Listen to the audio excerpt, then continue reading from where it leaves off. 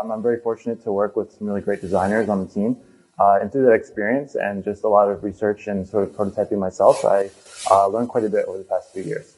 So as a bit of a summary, we wanted to think about not just the overall strategy of design, but all the individual steps that go into designing a digital product. And the goal of this is to help you be better communicators and better collaborators with the designers that you might have in your team at your company, or if you even like, start doing some design yourself. So it's broken up into 3 different sections. I wanted to start with laying the groundwork before we even get into designs, all the work that happens before that in terms of research, defining the information architecture and relationships, thinking about the different fidelity levels of design, and going through some practices of wireframes and user flows. So before we actually draw anything or start opening up an app to design, there's a lot of work that happens up front. And then from there, we can go into some more of the aesthetics, how things look and feel through the designs, getting into iconography, style guides, and thinking about consistency throughout your brand. The real goal of design is like having a conversation with your users and really thinking deeply about how you communicate with them. And lastly, I'll follow up with some typography, which is one of my favorite topics to talk about. What we do is we talk to users that are currently using the product and also future users. So we want to think about the opportunities that exist for our power users, people that are coming in and onboarding, and also people that have just heard of the product but aren't sure how they want to try it yet. Also, this screenshot is actually represents real user research. There are apps out there for pets now, if you haven't seen them. We want to think about the problems that people are having in their product. So we'll go through some of the flows and see where they might be dropping off. So using all this data analytics, we'll sit down with the design team and come up with what I call a job story. So a job story is you have a situation. So say when I'm on the street, I see a lot of dogs walking around, and I want to be the person that walks them. So I can be around dogs all the time without having to own one. So that's an example of a user story, a job story. And it really gets to the core motivations of what people are looking to do. In order to get started on this, we think about objects, content objects, which are the elements, almost like a piece of data, or you could say a user or a screen, and then or an experience, and we create this hierarchy. So you can see here in this diagram, it's a little hard to see, but there's a lot of relationships that happen. And before we get into the details of what it looks like, we want to think about what the relationships are. So a user might sign up, or they might click purchase. And we think about the context in which they're in. So that's really important. You might be on the subway and you might have bad internet and you're trying to do something in your app. Or you might be talking to somebody at a meetup like this, and then they suggest an app and you open it. But you might not have a lot of time because you have to run somewhere. So thinking about the context in which they're experiencing this product is really important. And also the taxonomies and labels. So being really consistent about what you name things. And this makes it really easy to talk about certain features of the product, both within your team and externally as well. So here's an example of sort of an e-commerce product. And you can see these different shapes sort of represent different types of objects. So messages is an object, and you have notifications, which could be an action. And then you have context, if it's nearby or if it's you that was triggering the notification. And then you have these diamonds here that are like actions.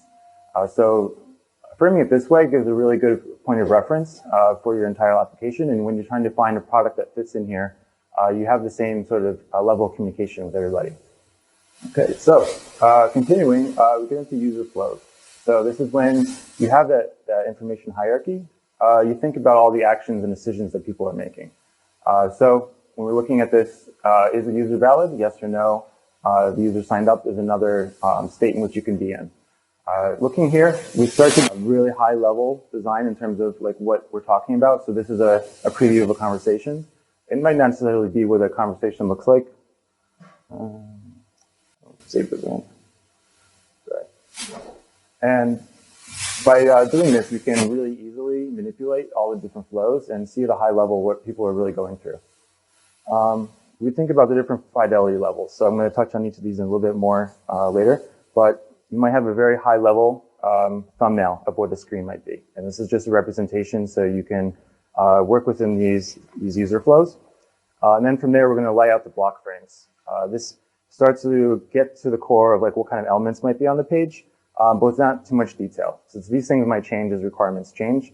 So you want to be able to work on the whole feature without spending a lot of time up front. From there, we start to get into the wireframes, and this is where we start designing the smaller components. So you can see that gets in a little bit more detail about maybe some placeholder copy, the header. We have a header here. We have maybe an avatar, as well as some other items below. From there, we start to apply the brand styles to that. So we have some icons in here, giving a little bit more color, some placeholder content. And then finally, we're going to get into the prototypes. And this is where you can really have a lot of fun working with the design and get a feel for what it's like to really be using it. So this process, actually, there's a lot of steps involved with this. You can think of it as like a waterfall, but it's very circular. So throughout this process, working with product management and design, you might be going through all these steps, but you're going to also continuously be going back to them to iterate again. So we start with the brainstorming, sketching wireframe, maybe some low fidelity prototype, which could be even on paper. And then we're going to repeat that process over and over again until we have something that we're really excited and confident about. From there, we go into the mock-ups, which is sort of what we call a more high fidelity design with applying the brand styles, and then the high fidelity prototypes and repeating again. So if we find that the prototype doesn't feel good, some of the interactions aren't right, then we're going to want to go back to the drawing board and think about that. And finally, we hand off the code. So here's a couple more examples of block frame. So you can see in this we have some shades here, and there's not a lot of detail to the interface. And then if you take that and go into the wireframes, you'll notice that there's a lot more elements on the page. We're bringing in avatars, bringing in some text.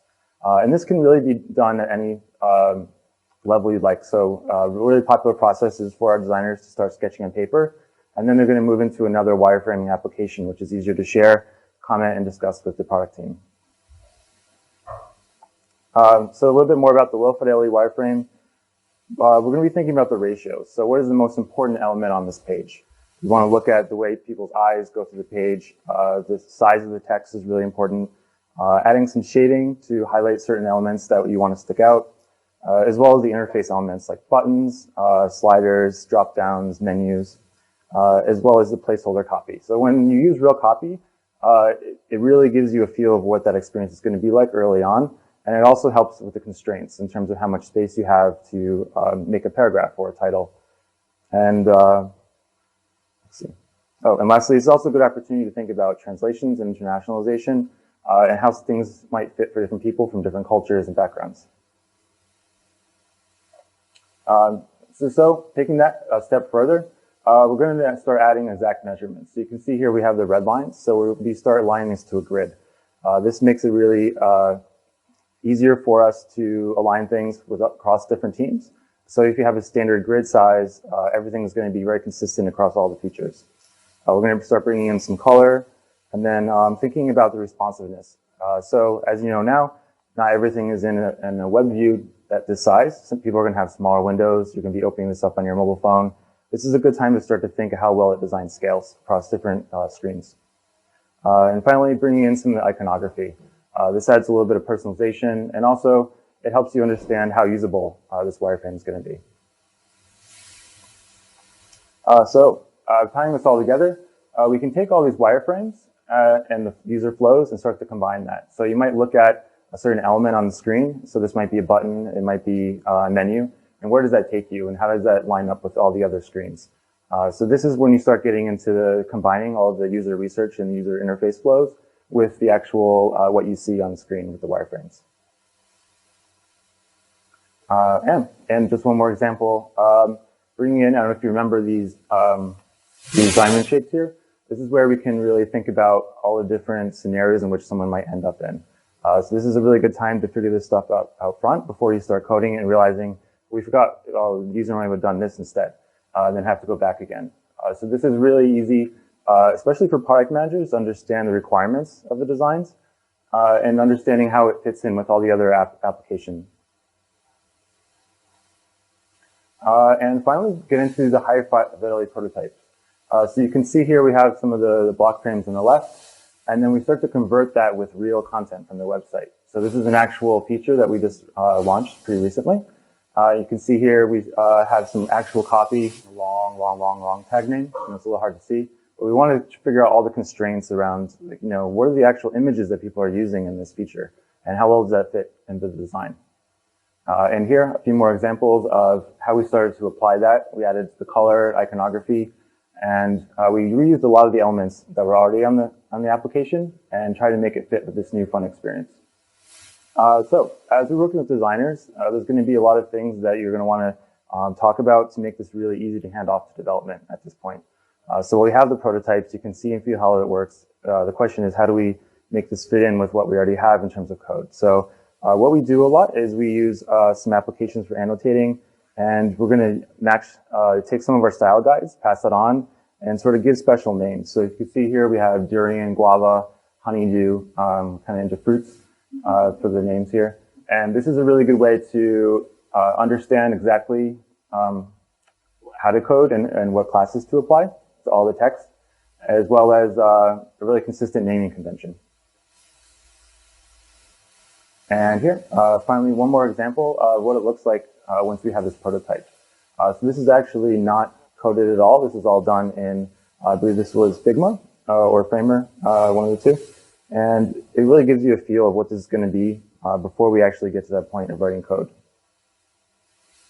And this is an example of another feature that we just launched, group chats. And doing this, we experimented with a lot of different transitions, a lot of different use of color. It was a really good way to play around with this really early on and really experiment with some new fun new stuff. So speaking of collaboration, we also use this app called Abstract. And as a product manager, this has been super helpful for me. It allows us to see all the updates that are happening in real time for designs. So if you're familiar with writing code, it's very similar to Git or GitHub, where all the designs get checked in. You can compare the changes. You can write comments. I'll jump in here maybe once or twice a day and say, you know, this looks great, or maybe we should make this a little bit bigger or larger, and you can actually point on the design itself. And this makes things work really, really well across all teams. And especially as we're being more remote working now, it's really seamless, and you don't have to have meetings and check-ins and syncs. Everything's in real time, and everything's has a log behind it as well. Okay, so moving on to aesthetics. A little summary here. Taking these rudimentary designs for the projects they're working on and making it match the identity of the brand. We're going to look into some colors, icons, symbols that really make this feel like part of your product. By leveraging some of the style guides, we can have really good conversations about how our brand might fit into this feature and how it's used in a really good UX way, as well as composing everything together.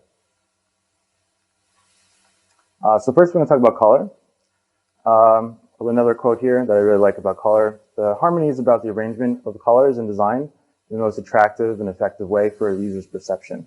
When the colors are organized, the viewers feel pleased and calm, while the disharmony in design gives a feeling of chaos and disgust. So while it seems like you just want to paint it and make it look nice, it has a really emotional reaction to people. So I'm sure lots of people have seen this. This is the basic color wheel.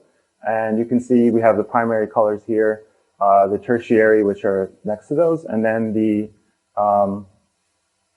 secondary colors. And using this, we can kind of think more technically about how we combine certain colors together.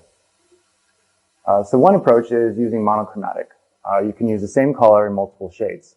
This is a really simple way, and if your brand only has one color, this is a really easy way to get it to match into your product. So taking this a step above, we can look at adjacent colors on the color wheel. You don't need a lot of contrast because it might be something really visual. You might not want to use this for really important buttons, but it's a really easy way to sort of pick out a few colors that work very easily. And lastly, another approach is using complementary colors. This is important if you want really high contrast. You want something that really stands out in the design. This is an example of our color guide that we have at Tumblr. So you can see all of the main colors here. And then what's also really important to us is legibility and also how well these colors work together.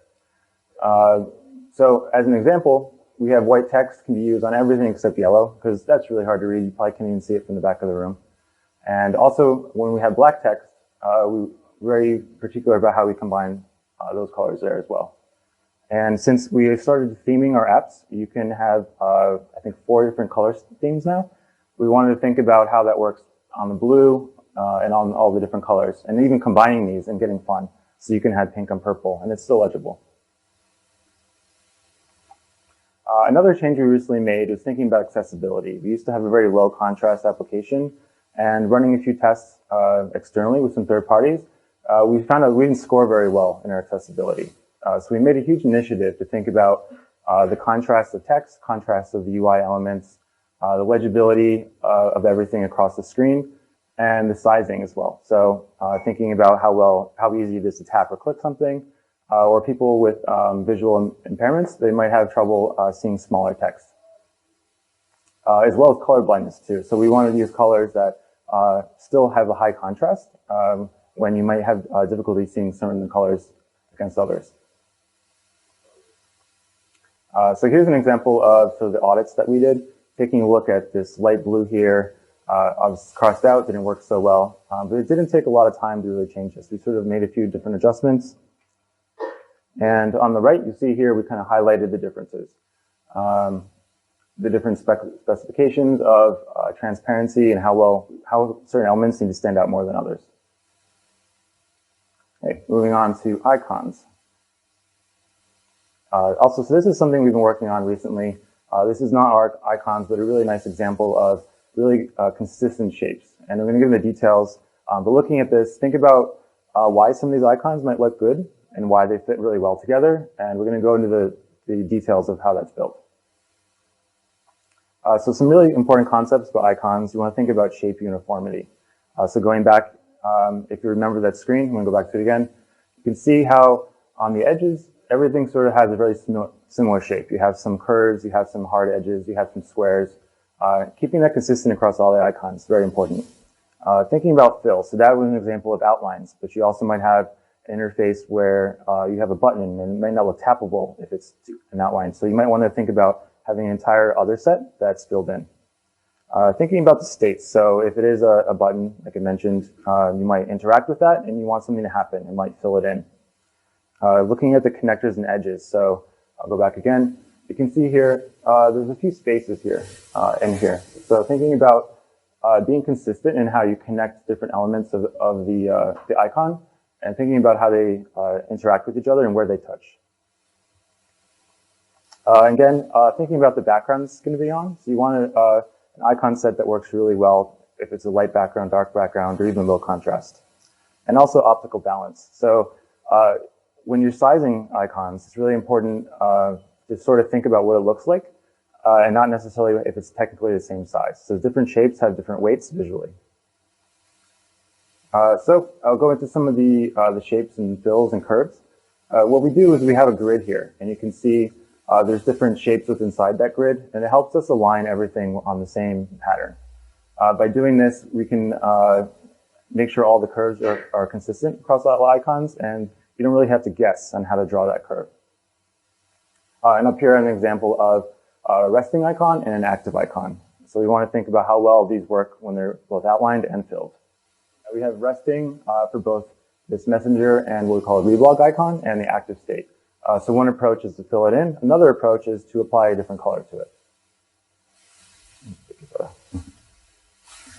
So as I mentioned, the balance of shapes can be really tricky.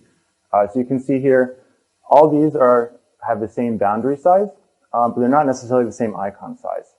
So you can see here, looking at a square versus a circle, some of these might have different visual weight when you're looking at them. So we actually align them within a square, but we might extend that. So for this example here, we have a very narrow icon shape. But we might extend it a little bit taller just so it has the same weight as this circle. Okay, and moving on into consistency. So once you have all these icons, how do you implement it into the interface? We want to think about how well the active states work across the entire application and make sure it's consistent.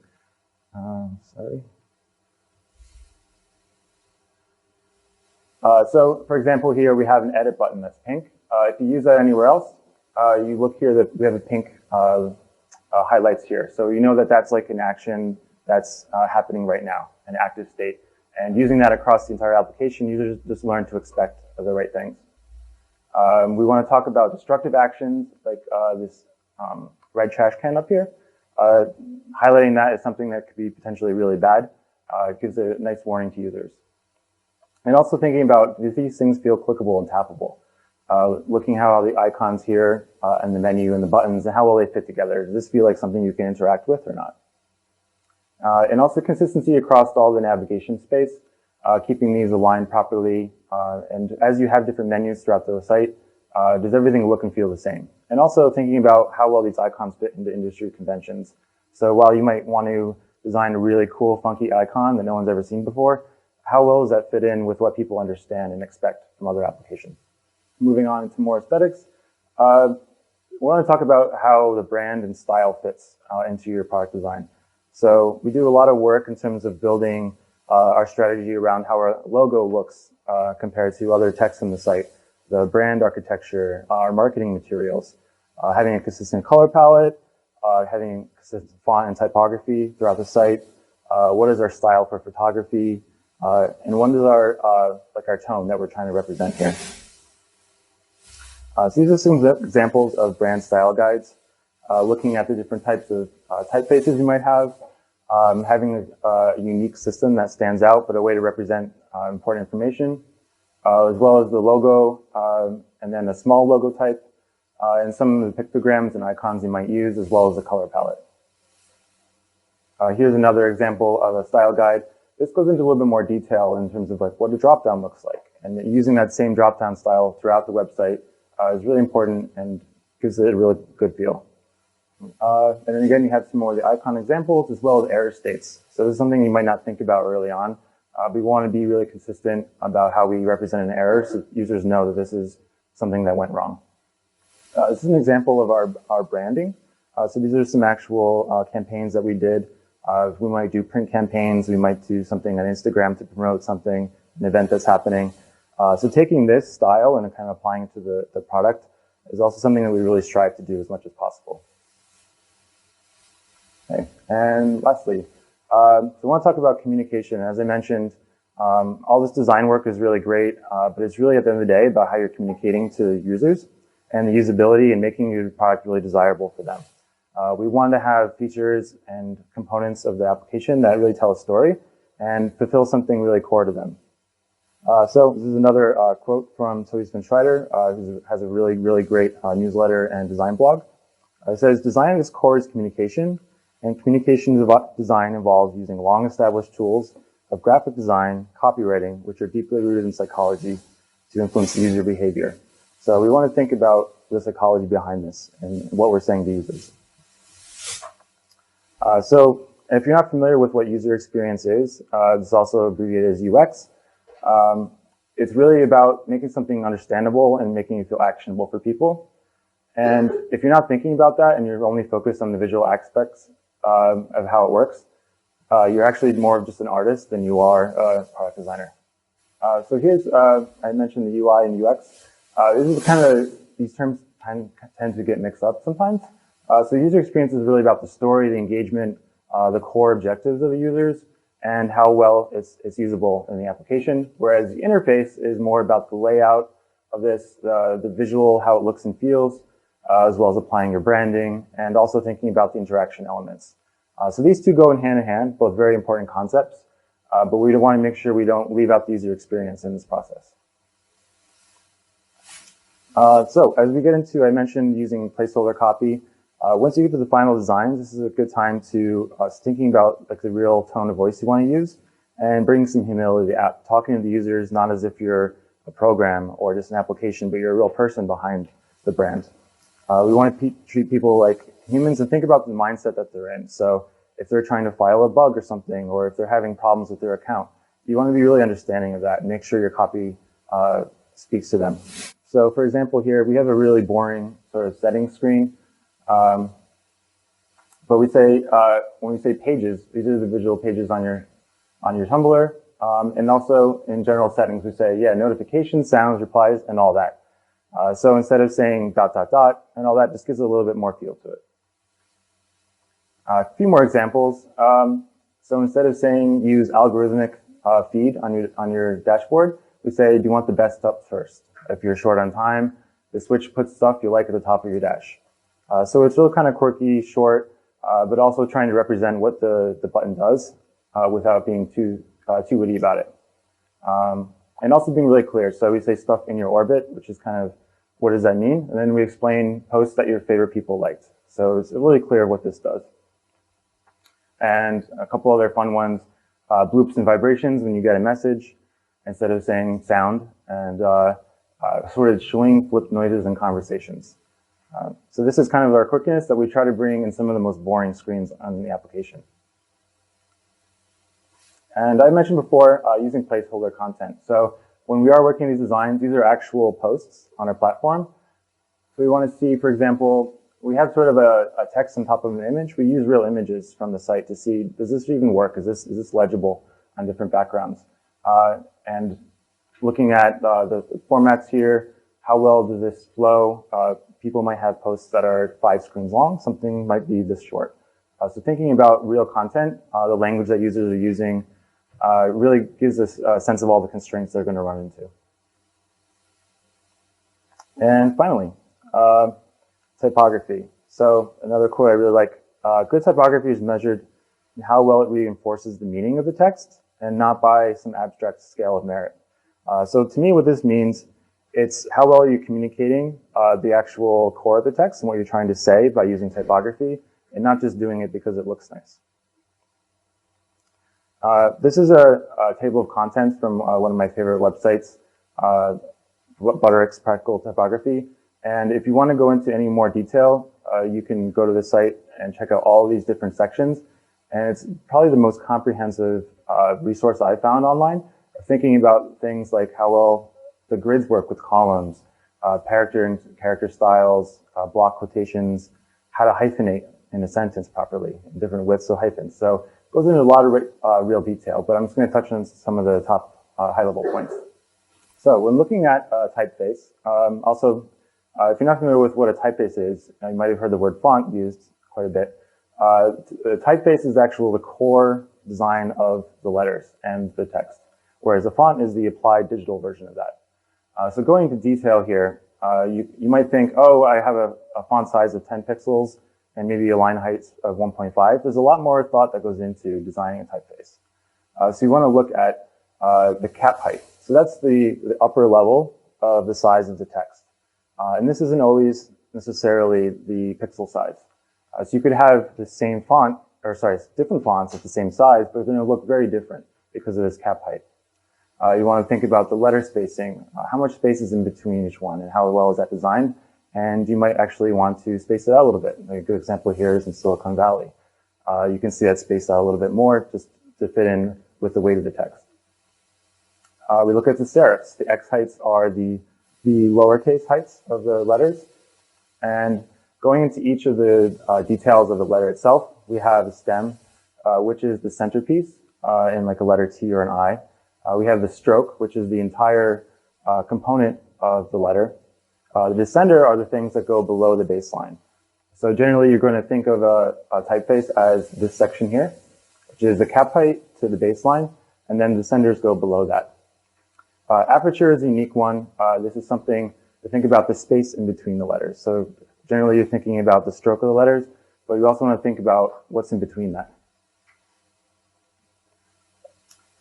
And really simply, you might have heard this before, we have sans serif, which means at the ends, there's nothing sticking out at the bottom of these letters. And this is a very similar typeface, but with a serif. And you can see that you have some accents here on the sides. And this is an example of different styles of serif fonts. And you can see you want to think about the sizing, how well these work, as well as the outline. So I mentioned the space in between. You might have an outline font, or you might have a solid font. And this is an example of combining the two. So a really fun way to make a title really interesting is figuring out ways you can pair a serif font with a sans serif font. This might take a little bit of experimentation. There are websites out there that will actually help you pair different fonts together. They'll think about something that's really good for a title and a subtitle and a body text. And so, say we have our typeface and we start putting it on the screen. We want to think about legibility and ease of reading. So, looking at the width, there's a few rules out there in terms of how many how many letters and how many words you want within the width of column. And you can see here, this one's too narrow, this one's too wide, and this is just about just right. So it's been proven that the psychology of reading, there's a very specific width that people can read most efficiently at. So going into more of combining some of these concepts, so looking at how you combine these different sizes, we want to have a very consistent grid in terms of lines. So you can see here we have 32 space. We're not thinking about the space in between the top of the font and the space to the bottom of the other one, but we're thinking about lining these within a grid. So we break this up into 32, and then you see 16 matches like half of that, and also 28 is a very divisible number of these as well. And another example here of how you have your title, subtitle, which is actually a little bit smaller, and then the body paragraph. Now that you have a general understanding of the frameworks for design, I've listed a few other tools here, which I definitely recommend you checking out. You might be talking to a designer that's using some of these tools. They might send you an Envision prototype, and you might not be sure what that is. But I definitely recommend signing up for some of these, doing some trials, and also check out UX Collective, which is a really good resource for user interface design and user experience. Figma is one I mentioned that we used for creating some of these designs. Balsamic mockups I've been using for many years, doing quick wireframes, and as well as Abstract for collaboration. Printable also is a really great tool that we've used a few times for real user testing. We'll code up this prototype and hand it to a user on a phone, and they don't even know that it's not the actual app because everything's working really interactively. And lastly, I'll leave you with this also. If you're interested in learning more about the creative process at Tumblr, this is our blog here, creative.tumblr.com. We try to share articles about our thought process and how we change designs and how we look at different user problems. And last quote for the night, design must be innovative, highly creative, a cross-disciplinary tool, responsive to the needs of humans. It must be more research-oriented, and we must stop defiling the earth itself with poorly designed objects and structures. So I encourage you all to go out and explore design in the world and think about how you can apply this and work really well with the design teams in your business and applications. And that's it. And any questions? Sorry, say again? I see. Good question. So just to repeat the question, does Tumblr use preloaders or skeleton views? And to describe those two, a preloader is sort of the thing you see spinning, or you might see a bar going sideways. A skeleton view is very similar to what I showed in the block frame. So it's just a sort of placeholder content. It might be like a gray box to sort of give you a sense of what is going to load eventually. So we've done some experimenting with user studies, and we found that the skeleton view is really helpful. And in perception of users, that things actually load faster, even if it's the same amount of time. So we've actually traditionally did preloaders because it's very easy to do from an engineering standpoint. But we're starting to experiment with bringing in skeleton views in a few new places in the app. Yeah, I would say the most difficult thing is trying to clarify the most important parts of the requirements with design and sort of the priorities of a screen. So we might have a goal that we want to hit, a certain conversion rate within a screen in the app. And they might want to go down something that's a little bit more fun in terms of how the interface is developed. So they might say, let's go through an experience where you select 10 of your favorite things, and then we show you 5 more things, and you go down this path that could take maybe 30 seconds. But we find that because of user research, we need to get users through that interface as soon as possible. So trying to balance that of giving them enough freedom to do some really fun interfaces, but also thinking about which requirements to really prioritize for the future.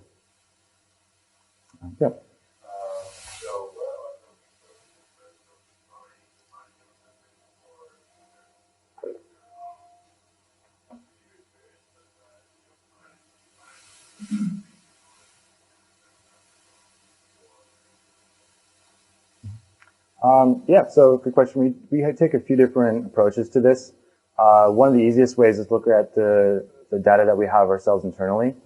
So we have information in terms of customer age, how long they've been on the app platform, which country they're from, what language they're using.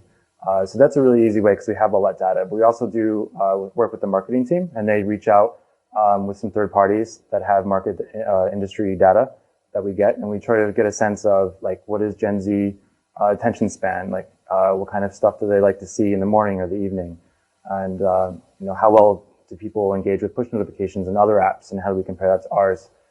So we do a combination of both internal research and also external as well.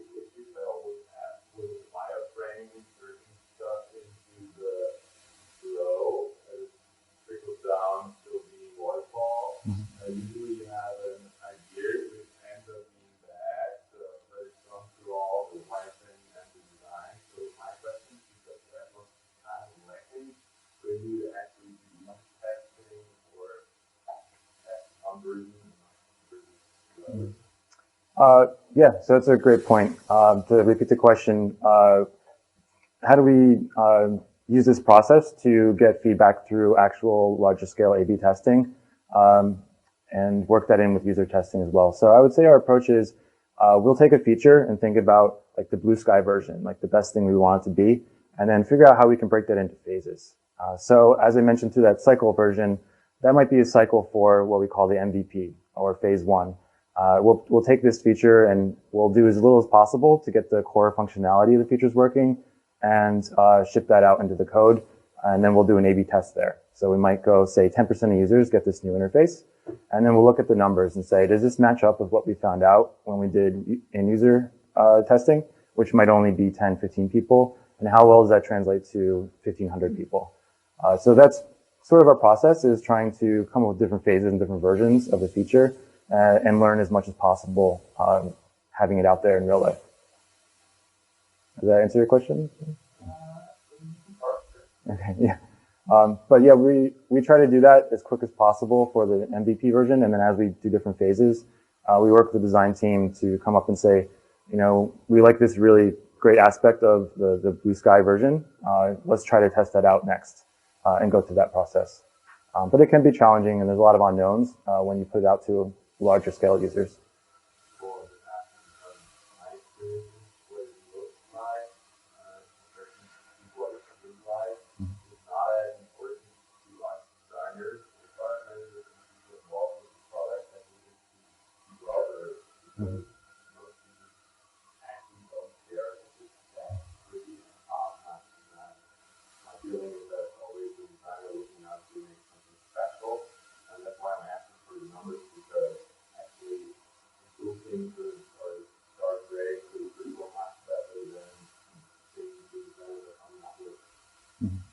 Yeah, it's definitely the other question's point, like trying to figure out those priorities.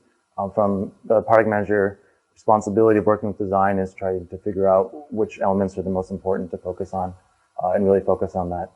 So it can be challenging at times, but another great part is we try to use our application as much as possible ourselves across the entire organization. So it does help us think as a user when thinking about these problems. Sure.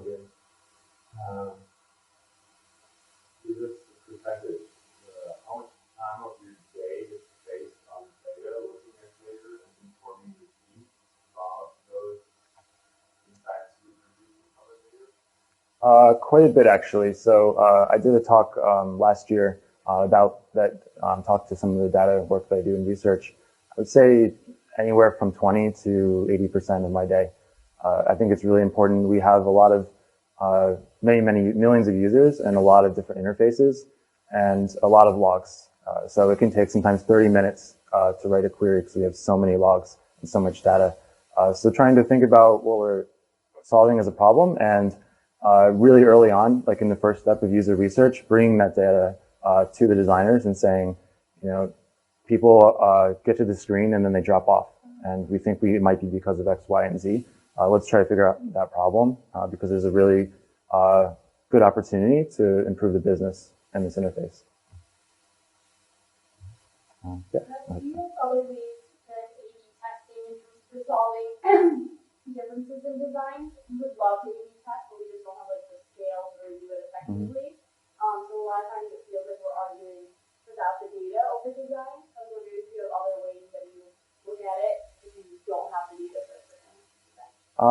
Sure. So yeah, that does come up sometimes. We have some older features of the product where we just don't have the logs, so we can't do the research there and analytics. And then sometimes it might take too long to get to A/B testing.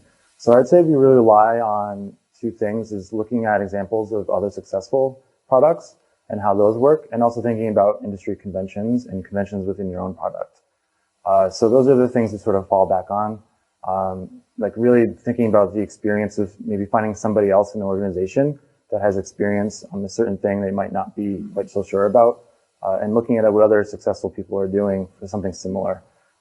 There's so many different applications and sites out there. Somebody has probably done something similar to what you're trying to do. Maybe you can learn from them by doing some research there as well. Yeah.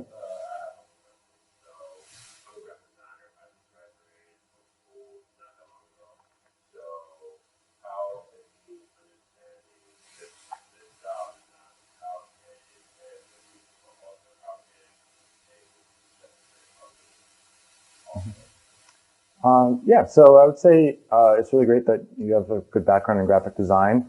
I think when you apply that to a product in a business, you're thinking about the feeling you want to convey from graphic design, but within a more constrained sort of space. And it's a really good opportunity to start thinking about the problems that users are going through. And when you create a design, a graphic design, think about how well that relates to what that person is feeling at the time, or what you want them to feel. I would say start there and start really being critical of everything that you see, from every interface from a coffee machine to every website or app that you use every day, and thinking about all of these things. You'll start to notice little patterns come up and maybe start you on the path of thinking of how you can apply that to your own career. Yeah. I know that before you start up with the project, you actually need to be responsible for any business goal that increase the interaction time or increase the conversion. Sure. So as a business, we have our top line KPIs. And from there, for each set of the different features, spaces, say we have search, or we have explore, or we have registrations, or we have reporting features, or engagements, we'll think about very specific sort of metrics we want to measure from that point and what we're looking to improve. So it's really important, I think, to select the right ones, and before you get to the design stage, present that to the entire team that's working on that. And then it'll help them focus in terms of the design that they want to build, and knowing that they really want to focus on increasing this metric, but not this one. And maybe it's even at the expense of something else too. If we decide that retention is more important than signing up more new users, and maybe new users will go down, but we're retaining them better, bring that to the designers and say, this is a trade-off we're willing to make, and let's think about the problem in that context. Sure.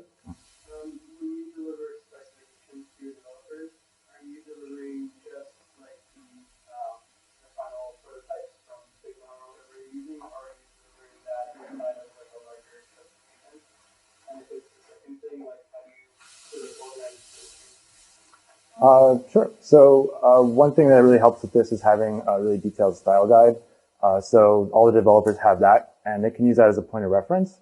And then sort of using labels from the design to point to that style guide. It not only helps them with the coding, but also it adds a lot of consistency to the entire product. And we do also export from abstract. I believe it gives you the option now to export CSS or even iOS or Android actual code for applying those styles. Yeah. And then, like in one of the companies that I'm managing, I used to have this sort of spec process where we would make XD designs and deliver it, Adobe XD designs and deliver it to developers, and they would go off of that. And then some developers now are asking for some like more detailed specs that have like it all written out in like a document and include the XD link in the document. Do you guys just do it as like an XD design with like maybe some comments in there and some notes inside of the XD design, or do you have like a whole other document that you use for specs? So yeah, the great thing about abstract is that it gives you all that stuff for free. So when you pass off a design, you don't need to download another application. The developer themselves can just click on something and they can see the exact size of it. And it will also give you specifications on the side as well. as an overview. That's been really helpful for us. We don't have to annotate anything on the file itself because it's all there for them to look at. So it's been really helpful for our process, and it's a lot better than drawing lines and typing in 12 pixels kind of thing. Good man. Thank you.